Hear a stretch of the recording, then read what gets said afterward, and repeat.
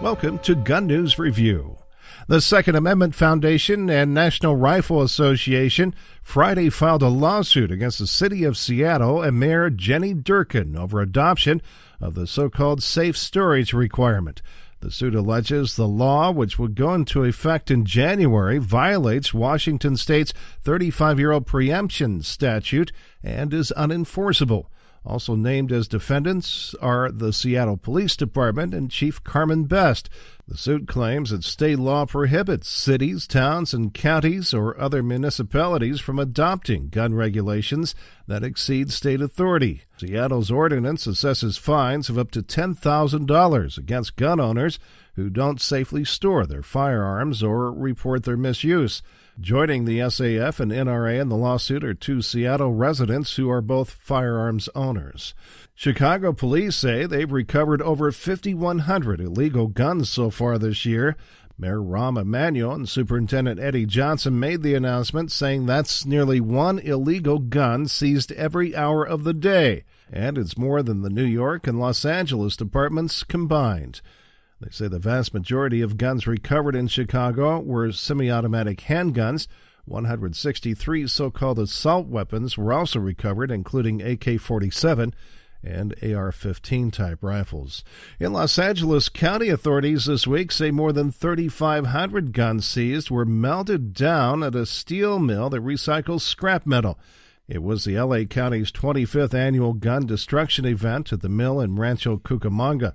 The department says the guns were melted at 3,000 degrees, and the steel will eventually end up in rebar for highway and bridge projects.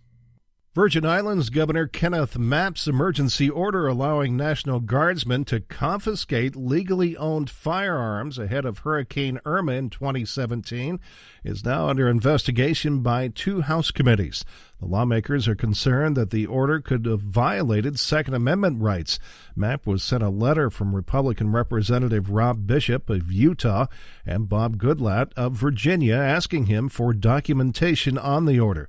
They also want to know if any guns were actually seized under it. After the order was issued, Mapp later said in an interview that neither the order or Virgin Islands law allowed the seizure of lawful firearms. Louisiana gun sales are at an all-time high as more people are seeking concealed carry permits than ever before. And while men still make up the bulk of gun owners, WDSU-TV reports that a record number of women are buying guns. In 2017, over 9,000 women statewide got their first ever concealed carry permits. That makes up almost 40% of all permits issued and is an all-time high. That number has also doubled from just 3 years earlier. Virginia is set to have its first school district to allow armed teachers in the classroom this fall. The Lee County School Board in southwestern Virginia voted unanimously to approve the plan.